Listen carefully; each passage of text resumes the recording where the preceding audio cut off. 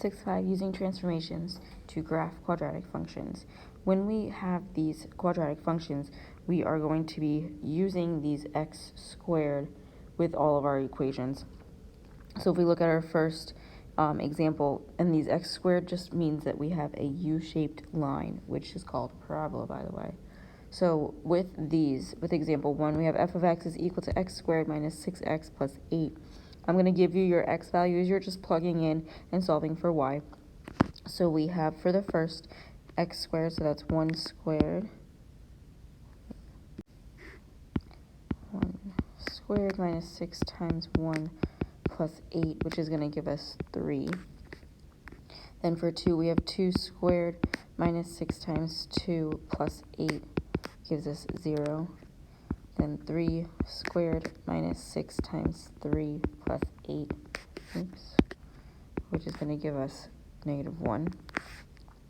Then 4 squared minus 6 times 4 plus 8 gives us 0.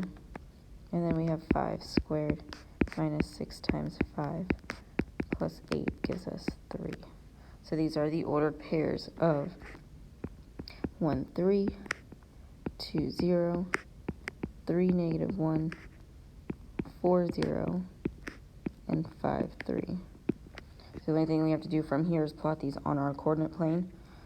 So 1, 3, 2, 0, 3, negative 1, 4, 0, and 5, 3.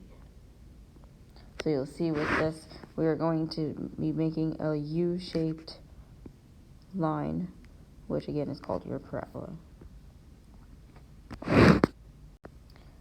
For our next example, we have f of x is equal to negative x squared plus 6x minus 8. So you got to remember when you're plugging these in, this negative goes in front and you're multiplying it by the 1 squared plus 6 times 1 minus 8, which is going to give us negative 3. Then we have a negative times 2 squared, so that's negative 4, plus 6 times 2 minus 8 gives us 0.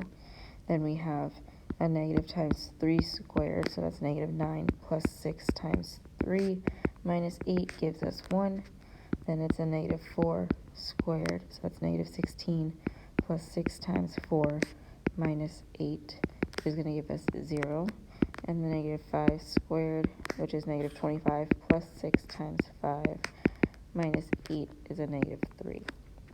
So these are ordered pairs of 1, negative 3, 2, 0, 3, 1, 4, 0, and 5, negative 3. So again, plot those on your coordinate plane. 1, negative 3, 2, 0, 3, 1, 4, 0, and 5, negative 3. So this is just the opposite of that other one that we just did. So these should curve. You shouldn't have a V here. They should curve when you draw your line through these points. All right, so our next section, we are dealing with translations. So right or left, up or down. You got to remember your y is equal to, or f of x is equal to negative a times x minus h squared plus k. Remember, this was your formula that we used in the previous section when we dealt with transformations and telling those transformations or applying those transformations.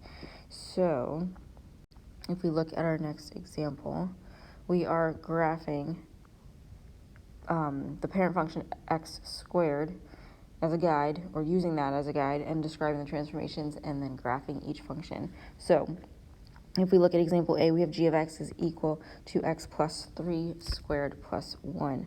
So this plus 3 just means that we are moving to the left 3 units, and then the plus 1 is up 1. So we're going to go left 3, up 1, plot the bottom of that point, and then just draw our parabola going up. This isn't going to be perfect when you do this. It's just a guide. For B, we have g of x is equal to x minus 2 squared minus 1. So that minus 2 is right 2. And then that minus 1 just means down 1. So to go right 2, down 1, It's going to be here, and then we just draw our parabola from there. For C, we have g of x is equal to x squared minus 5. There's nothing in parentheses here, so this is just down 5 units. So we're going to go to negative 5 on our y-axis, plot our point, and then go up from there. For D, we have g of x is equal to x plus 3 squared minus 2, so that plus 3 is left 3, and that minus 2 is just down 2. So if we go left 3, down 2, we are here, and then the parabola is going to go up. Remember, you don't have any reflections here, so that is why these are all going up. I do not know why I drew this one going down, so we'll redraw that one. Right 2, down 1 is here. We go up. There's no negative in front of that parentheses, so we are not reflecting any of these.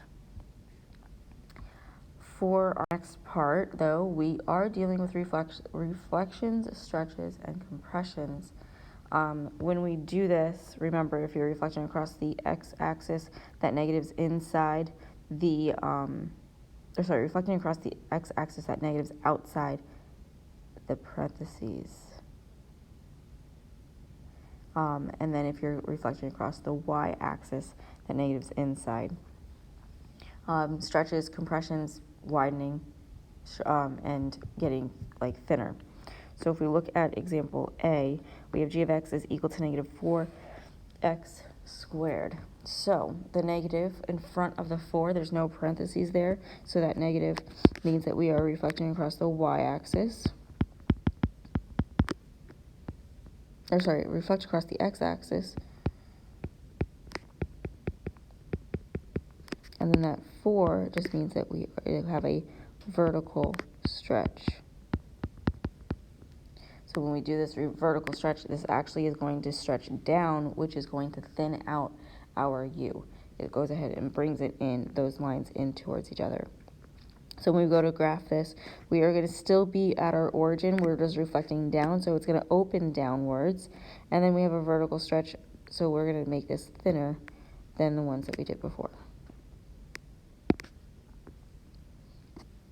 For g of x, we have 1/2 x squared. So that 1/2 is inside the parentheses, so we have a horizontal stretch by a factor of 2.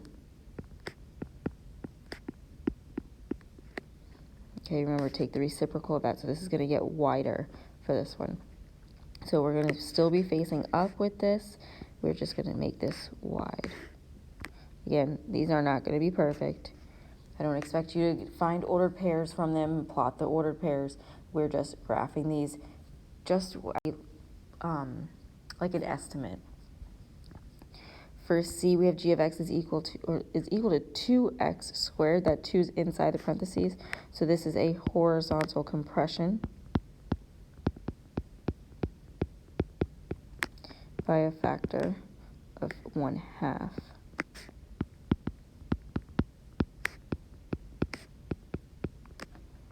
So when we go to graph this, it's still going to be going up, and we're just going to get a little bit wider.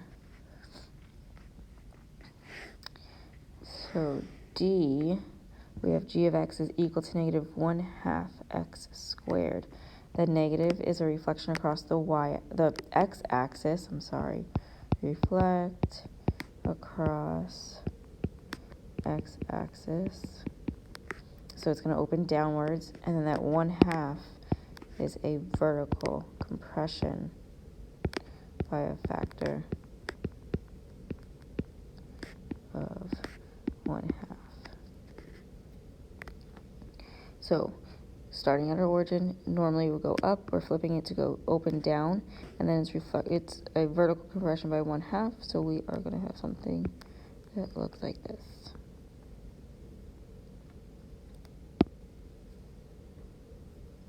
So we know vertex form, which is that f of x is equal to a times x minus h squared plus k. we are using the description from these examples to write the quadratic function in vertex form. So we're doing the same exact thing that we have been doing, except now we're working with x squared. So we have the parent function, f of x is equal to x squared. So we're going to start with x squared. It is reflected across the x-axis. Reflected across the x-axis as outside.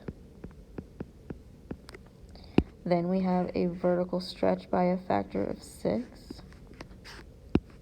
Vertical stretch means outside. So that 6 goes in front. Then we have a translation 3 units left. So we're going to put that x in parentheses and go plus 3 inside the parentheses. So this is going to give us g of x is equal to negative 6 times x squared plus 3.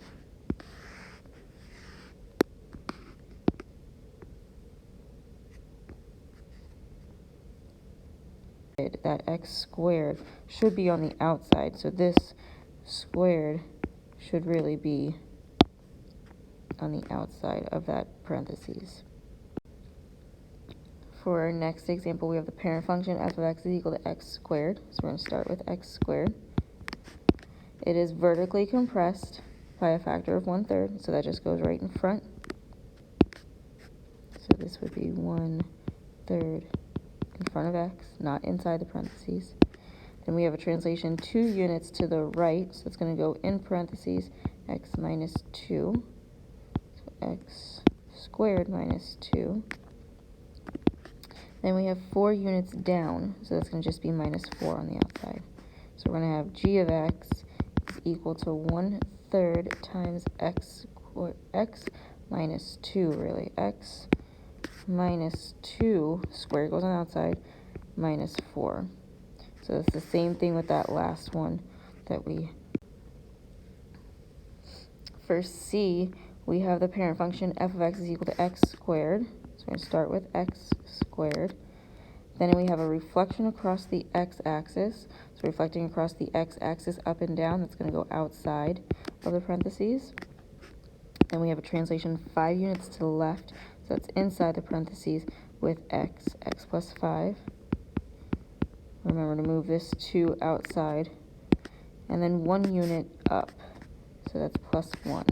So we're going to have g of x is equal to negative times x plus 5, raise it to the second power, plus 1.